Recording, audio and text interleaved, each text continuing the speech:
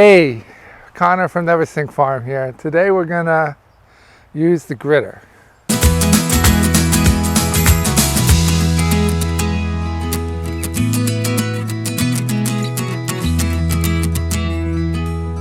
So the gritter is used to make markings on top of a bed so that planting is much easier. It's evenly spaced, looks beautiful. I use the gritter for every transplant across the farm. Spools are interchangeable.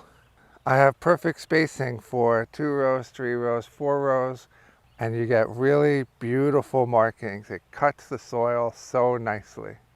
It just takes a minute to roll it. It takes no effort.